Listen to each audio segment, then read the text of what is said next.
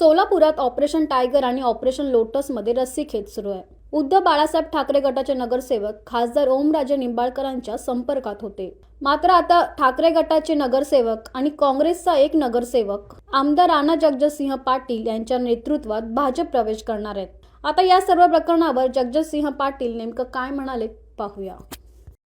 बैठक आहे आणि सोबत येताना जे विरोधी पक्षाचे नगरसेवक घेऊन आलेले आहेत साहेब. या बैठकीला जे आहेत रामदास चव्हाण साहेब उपस्थित आहेत आणि सोबत येताना विरोधी पक्षातले जे आहेत ते नगरसेवक आपण सोबत घेऊन काय राजकीय लढा काय. आज सोलापूरमध्ये कळमचे नगरसेवक जे आहेत उबाठामध्ये ते होते. ते भारतीय जनता पार्टीमध्ये आदरणीय रवींद्र चव्हाण साहेबांच्या शुभ हस्ते त्यांचा प्रवेश होणार आहे. हे सर्वजण आमचे जुनेच सहकारी आहेत आणि कळम आणि धाराशिव जिल्ह्याचा विकास हा भारतीय जनता पार्टीच्या माध्यमातूनच होऊ शकतो याची त्यांना पूर्ण खात्री असल्यामुळे त्यांनी हा निर्णय घेतलाय. अधिक ते बोलतील, पण मी म्हटल्याप्रमाणे हे सर्व माझे जुनेच सहकारी आहेत.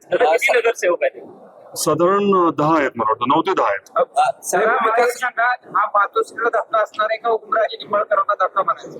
हा धक्का कोणालाच नाहीये. हा म्हणजे कळंब शहराला आणि धाराशिव जिल्ह्याला होणारा फायदा आहे. विकासाचा तुम्ही मुद्दा मांडलेला आहे. खासदार ओमराजे देखील सत्तेत म्हणजे शिवसेना शिंदे गटात उद्धव ठाकरेंना सोडून विकासाच्या मुद्द्यासाठीच गेलेले आहेत. नगरसेवक जे आहेत शिंदे साहेबांच्या सेनेकडे जायचे ते भाजपकडे. नेमके विकासाचे मुद्दे कुणाकुणाचे आहेत? जरा नागरिकांना शिंदे सेना विकास करू शकत नाही. धाराशिव जिल्ह्यामध्ये आपल्या सर्वांना कल्पना आहे की भारतीय जनता पार्टी सर्वात मोठा पक्ष आहे. परवा झालेल्या निवडणुका ज्या आहेत स्थानिक स्वराज्याच्या, त्याच्यामधले रिझल्ट पूर्ण समोर आहेत. जनतेचा विश्वास भारतीय जनता पार्टीवरती नक्कीच आहे आणि कळमचे हे सर्व जे नगरसेवक आहेत हे माझे जुने सहकारी आहेत. तसं तर ओम किंवा कैलास हे जुने सहकारीच आहेत. विषय असा आहे की आम्ही आता वेगवेगळ्या माध्यमातून जिल्ह्याच्या विकासासाठी काम करतोय. ऑपरेशन टायगर किंवा ऑपरेशन लोटस असं काही वेगळं समजायचं कारण नाही. धाराशिव जिल्ह्यामध्ये दिसून येत आहे. धाराशिव जिल्ह्यामध्ये भाजपचे 2 गट पडल्याचं दिसून येत आहे. कारण बसवराज पाटील हे वेगळ्या दिशेने जात आहेत आणि तुमचा मार्ग वेगळा दिसून येतोय. कारण पूर्वाष्टमीचं जरी बघितलं तरी राष्ट्रवादी आणि काँग्रेस अशा पद्धतीचं राणादादाचा एक गट आणि बसवराज पाटलाचा वेगळा असं सक्रिय होता. पण आता भाजपमध्ये सुद्धा तशीच रीक ओढण्यासारखी दिसून येते अशी चर्चा असते. चर्चा कुणी काही करू शकेल. भारतीय जनता पार्टीमध्ये गट तट त्याला काही महत्व नसतं. आम्ही एवढंच आपल्याला सांगेन की बसवराजजी हे ज्येष्ठ नेते आहेत. त्यांना जबाबदारी जी आहे ती जास्त लातूरची आहे.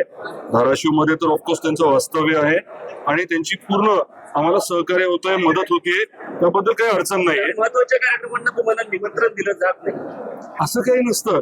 मी जर समजा उपलब्ध त्या दिवशी नसेन त्यामुळे गेलो नाही असं होऊ शकतं. ते बोलवत नाहीत किंवा मी बोलवत नाही असं काही मुद्दा नाही. माझी विनंती काय आहे, धाराशिव जिल्ह्याच्या बाबतीत आपण विचार थोडा वेगळा करतोय. आमचा पूर्ण फोकस जो आहे तो तिथलं दरडोई उत्पन्न वाढवण्यावरती आहे. मोठे प्रकल्प कसे येतील, तिथे जास्तीचा निधी कसा येईल, आपलं कोल्हापूर सांगलीचं पाणी लवकर कसं येईल किंवा तुळजापूरच्या विकासाचा मुद्दा लवकर मार्गी कसा लागेल याच्यावरती आमचा जास्त फोकस आहे. आज 10 नगरसेवकांचा पक्षप्रवेश होतोय. येणाऱ्या काळामध्ये अजून ऑपरेशन लोटसच्या माध्यमातून धाराशिव जिल्ह्यामध्ये अजून कोणकोणते नेते अजून येणार आहेत असं थोडं सांगितलं जातं. मी एवढंच सांगेन की ऑपरेशन टायगर जसं आमचं सरनाईक साहेब बोलले तसं ते असेल किंवा आमचं ऑपरेशन लोटस किंवा काय तुम्हाला नाव द्यायचंय ही निरंतर प्रक्रिया आहे. आता ऑपरेशन टायगर कडे जाणारे नगरसेवक ऑपरेशन लोटस कडे तुम्ही वळा. एकच आहे ते सगळं. तर तुम्हाला माहित नाही का तिकडे काय आणि इकडे काय?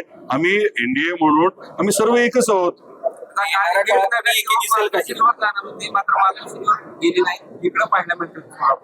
मला एवढे बारकावे माहित नाही, ते तुम्हाला जास्त माहिती.